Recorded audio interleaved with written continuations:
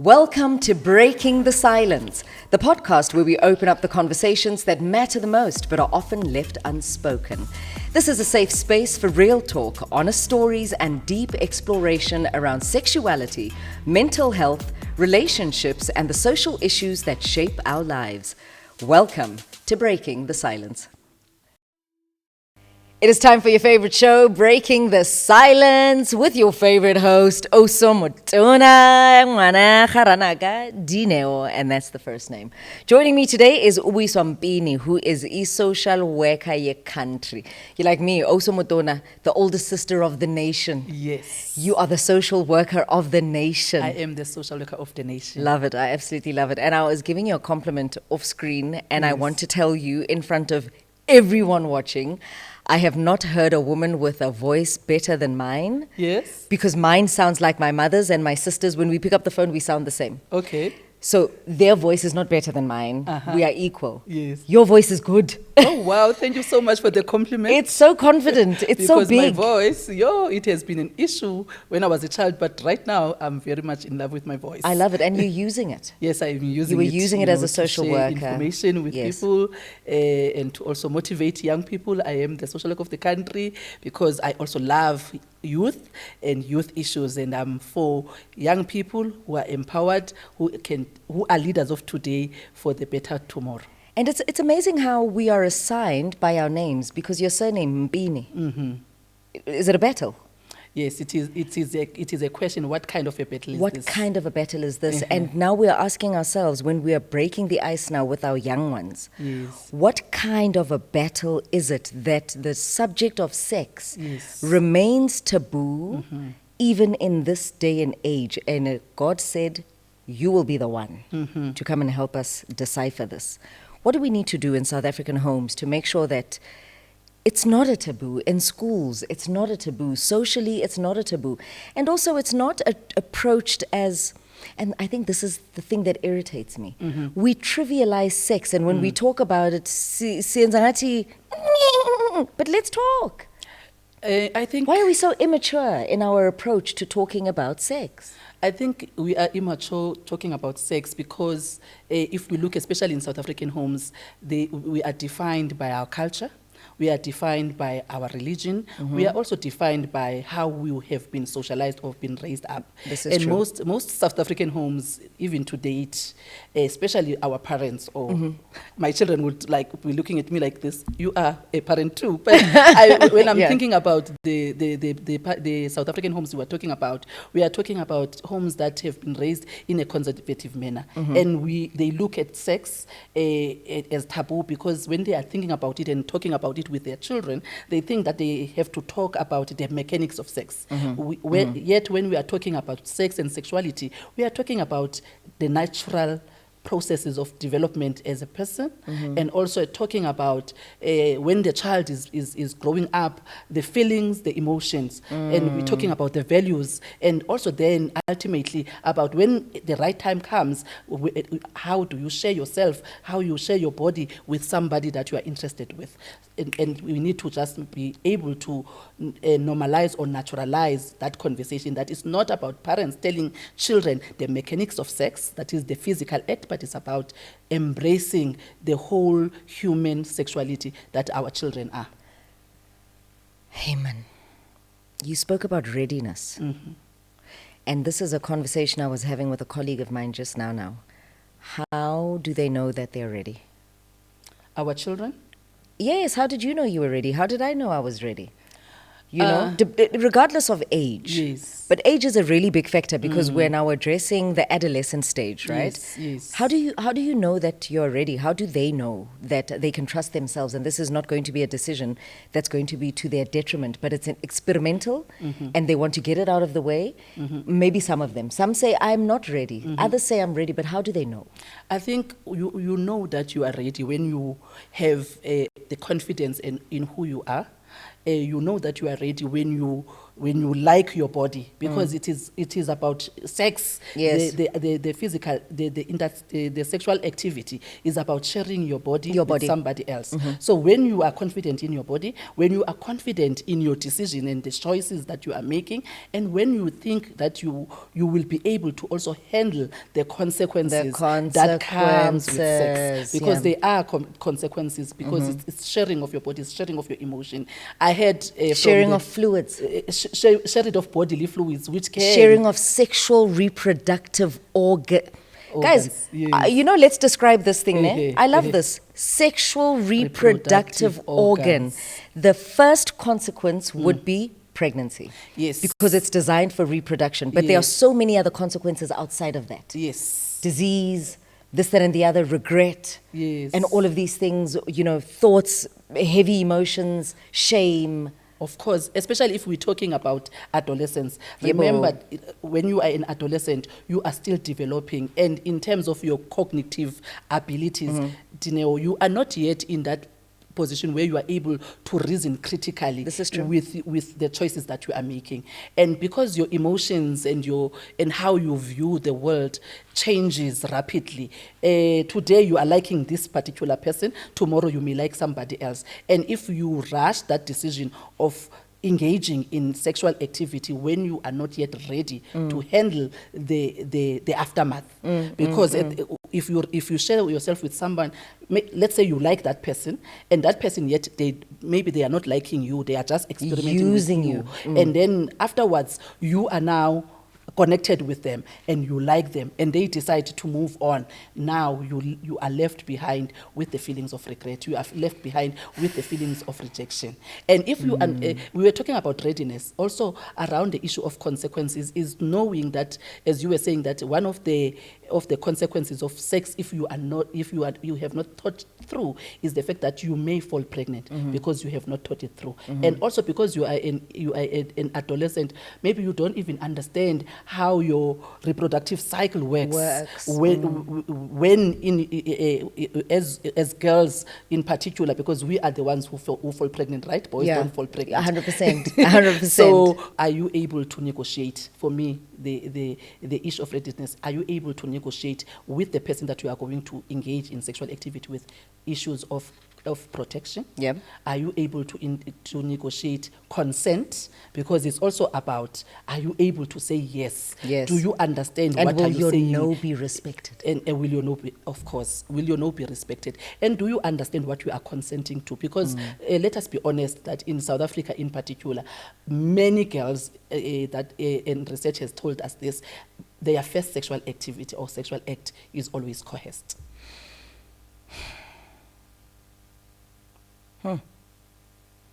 It's a lot to think about. It is. It makes me wonder, most educators feel that they are not equipped to educate children about sex, right? Yes. So what kind of training or support do they need so that they can guide our children well along the way to almost say, if we're speaking about coercion, be careful about, small little manipulative nuances that the person will use in order to get you to see yourself having done an act that you were not yet ready for, or even if you were ready but you were not actually sure that this is the person that you want to do that act with. Sure.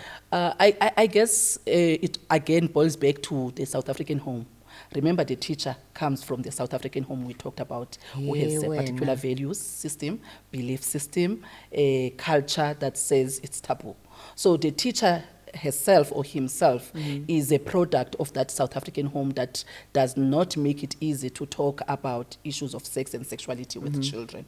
So it is important that when we are empowering or we are educating our teachers, I actually want to say maybe the ones that are in the system, we may not necessarily change them, but what we need to do is to make sure that we provide them the right content and knowledge on sexuality education, giving them also the tools to be able to deliver the content that is in the curriculum around issues of sex and sexuality. However, then we need to go a step further through what we call values clarification. Values clarification, Dineo, is a process where you understand that you have a particular way of viewing the world.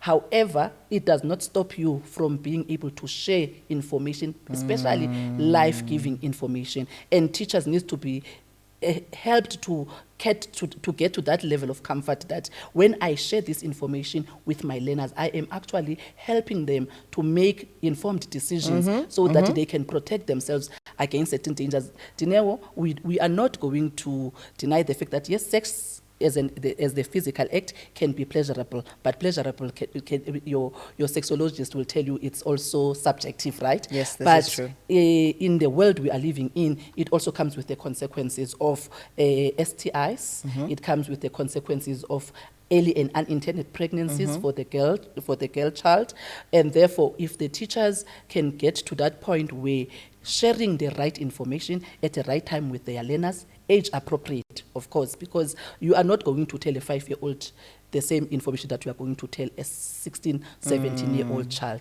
about sex and sexuality. Speaking of a 16 and 17-year-old child, how do you educate a 16 or 17-year-old child, even 15, about sex?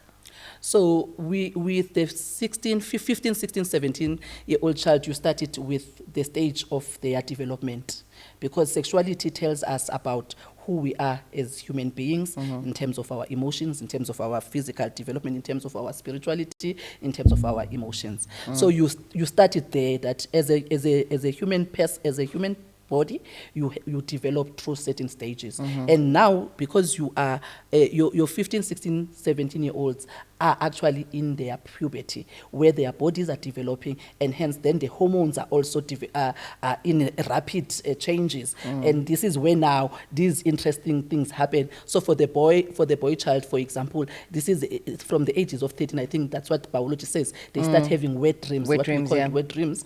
And that wet dreams is an indication that your body physically is developing, that one day at the right time, when you are ready for it, you can be able to engage in sexual activity. And then the girl children, of course, now, in fact, biology and times, the age of the first period of first menstrual cycle can be as early as 9. So you are late if you're starting to teach them about sex at the age of 15, 16, 17. You start from Are we late?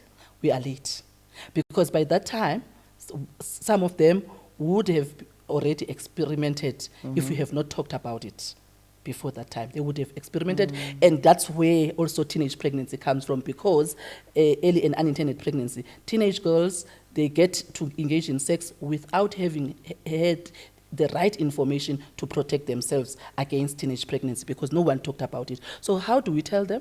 We talked about the age of their development. We talk about the fact that in puberty you have emotions, and then also the hormonal developments that are happening in their bodies. And then we talk about the fact that you are also interested, you then get to be interested to the other sex or gender, and then that is when this whole physical interest of sex comes from. You talk about it like in that manner, but not forgetting to talk about the fact that that stage is that you are still growing up. Of course. You are still becoming a person. You may not necessarily, because your hormones are telling you this in terms of your body, that you are ready to have sex. Likewise with the parents, with the teachers, the parents also have a struggle, a confidence struggle. Parents are not confident to talk to their children about sex. They seem more scared. I want to reflect on this episode where many young people mention the lack of an open communication system or relationship rather with their parents. So now the same way I would ask about the educators and how we boost their confidence and their morale where a subject like this is concerned, right? How do we do the same for parents so that they can be able to be a safe space for their children and talk about sex without fear or judgment? Parents, I just want to say to parents, first of all, before we say how do we help them, parents, they need to know that they are a primary source of information for their children. you are a primary source of information for your children. Remember now that we are living in times where information is available everywhere. In fact, all of us as parents, we are even culprits. We give our children these digital gadgets that gives them access to this whole world of information. So as a primary source of information, you know what values you want to teach your child. You know how you want your child to end up becoming as an adult. Therefore, you need to start by saying, I take responsibility to make sure that I lay the right foundation for my children, so that when they go out there and seek other people's opinions about a particular topic, especially this particular topic of sex and sexuality, at least they would have received the right information from their parents. I know that you then say, I am not comfortable. So it they will says, say if that. you are not comfortable, find yourself sources of information that can give you the right information on how to approach this subject with your child. But the most important thing, build a relationship, an open relationship with your children before the topic of sex comes. Because when you start from a young age, talking to your children about life issues in general, then when it comes to the topic of sex, you would have built that safe space where you are not afraid to talk about anything, because your children, you must be your go-to place for your children about anything, because it is only you who have their best interest at heart. Those sources of information that are outside you may not necessarily have a best interest at heart for your children. So educate yourself about the content. How do you approach the subject at an age-appropriate level as your child is developing, and don't make it a once-off conversation.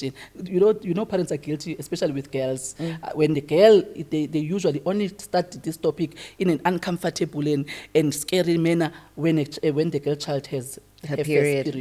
And even the messaging around it's dodgy, man. It's very scary. It's fear mongering. And remember, your adolescents are curious. The minute you say don't, they do want to find out what is behind that don't and try. Chonga, the minute you say don't, no, they cancel the N and the T. And do. They hear do. So if you have developed a culture in your home of having conversations about anything and everything, then the topic of sex, when it comes, you will be able to talk about it. And remember, parent, when you talk to your children about sex, you do not send them to go and have sex. And you also not expected to tell them about the mechanics of sex. You are just talking to them about their own development, and you also understand that at some stage, at the right time, they are also going to be interested about sex. And let us find that space, Dineo. We have to I find am a mother it. of my first child is a daughter. Yeah. If I may, Please go ahead. I started talking to her about issues of sex. She must have been about 5 years of age.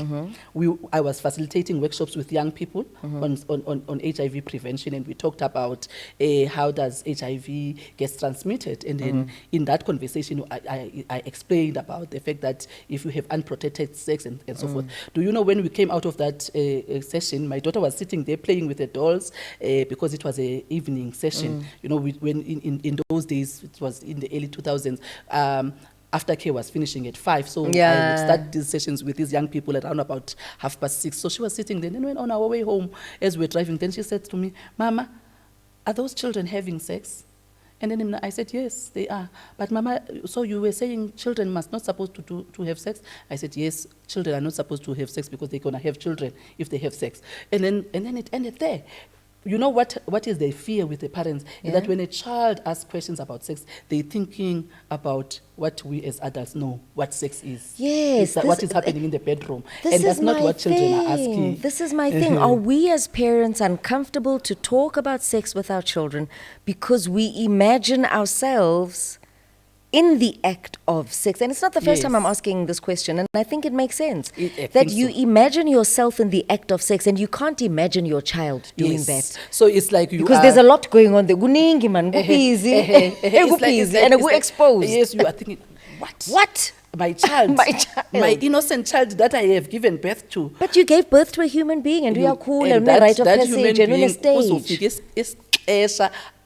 Izofika ixesha vele lihlezi lifika ixesha lakhona. Kungcono that xa lifike la xesha, Dineo, your child is ready, because you have talked about their development of their body. Yeah. You have talked about the emotions. You have also talked about the consequences. But you have also talked about it can be pleasurable. Mina, I want children to also know that it can be pleasurable. And it's a beautiful thing. And it's a beautiful, and it was created. It was created. Iyabona lento loba thina as parents and educators sisnacks man, because lento it was created by uThixo, and then we make it as if into snacks because thina sisnacks ngayo, you know. We associate it. It's that thing, Yoba. We associate it also with a dirty thing. I like the fact that uthethe ngoThixo because ndilikholwa ndiyakholelwa kuThixo kakhulu. And if we look at the Bible and the origin of sex in the Bible, uThixo wayeyenzele as we wouldn't be here if it was not sex. And so I always say xa ndithethayo with my fellow Christians, sex is holy. It created me. I did not come from something dirty. And if as parents we can remove that mindset that sex is dirty, then we will be able to be comfortable to talk about it because it was created by God. Peer pressure decision making. Yes. Okay. What strategies can we give to our young ones to give them, you know, some sort of courage to resist the pressure and make informed choices about their sexual health? I want to say to the young ones, remember that you can do something together, but you alone going to live with the consequences if it's something bad. So one of the things that we need to teach our children to be able to resist peer pressure is that they need to have confidence in their own selves. They need to know what they want about their lives.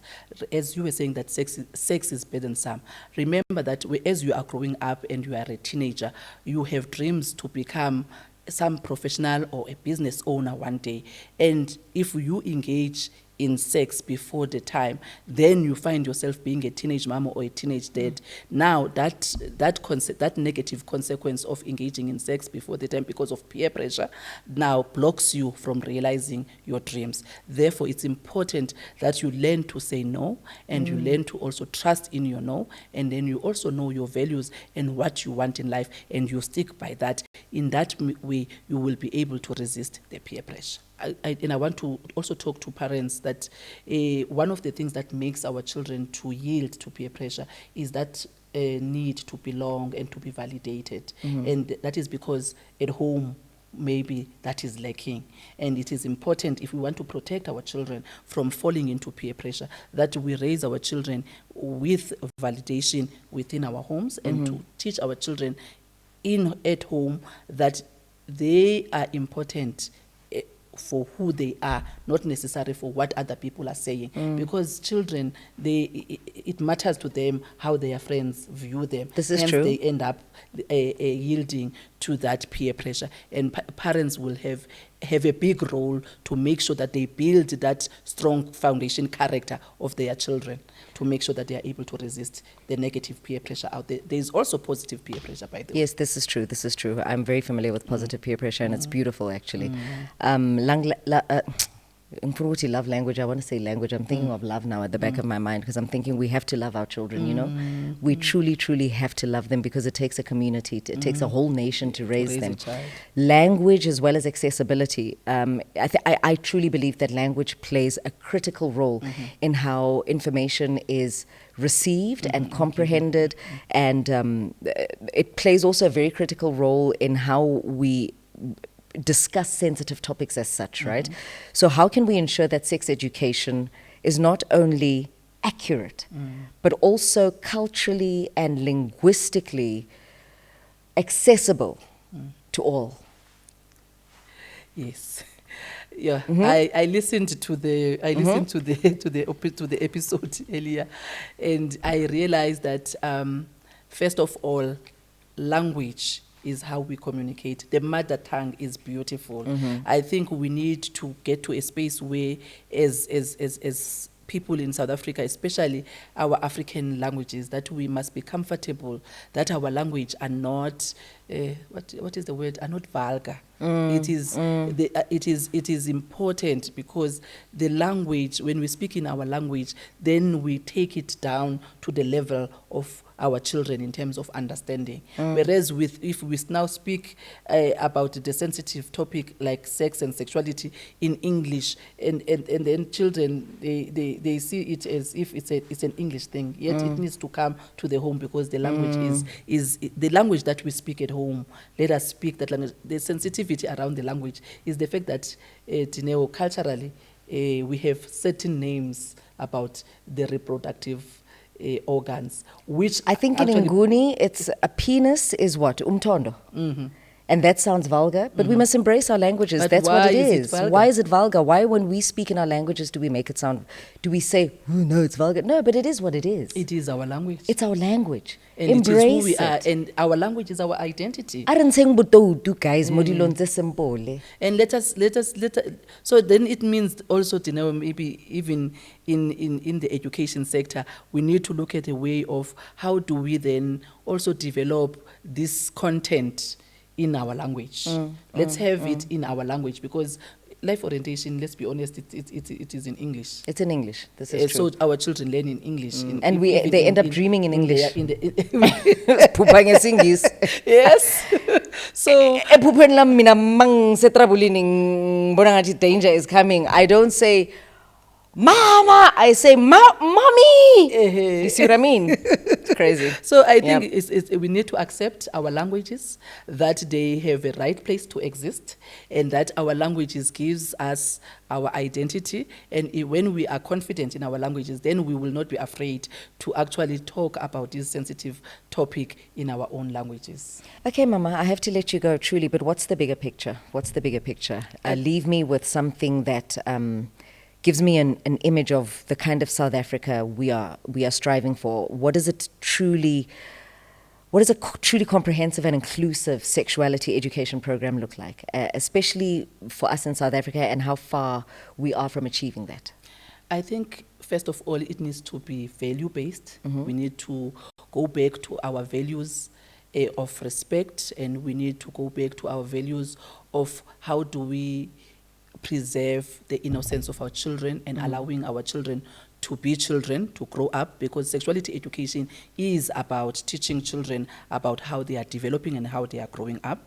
And I think for it to be also inclusive, Dineo, we need to perhaps engage and get input from parents to how do they also carry that messages, the right messages at home.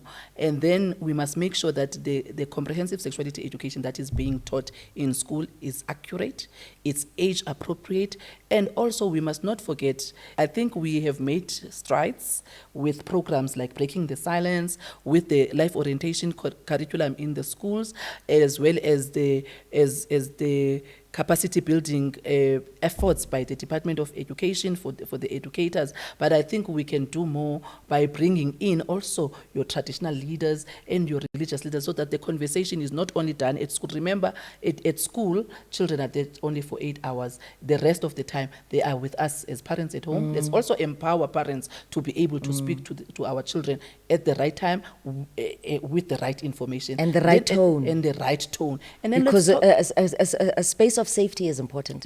Very important. Our children need to feel super confident that they can trust their parents and their teachers with their vulnerability, where sex ed is concerned. Yes, and also let's stop using the fear-mongering tactics. Let us be honest with our children. Let's talk about those consequences, and let's talk about that at the right time. It will happen for you, but wait for that right time, because what is important for you as a child is to realize the task of being a child, going to school, pursuing your career, living out your purpose that you are meant to live. And then when the right time comes, it is also going to be okay for you to engage. It was great sitting with you. Thank you so much. It was great also having this conversation with you. Thank you so much for tuning in. And if you are going to hold us with grace in this episode on the social medias, as you comment, I thank you in advance for holding us with grace, because these are hard-hitting conversations that this country needs. Thank you so much. Till the next one, I love you. Bye.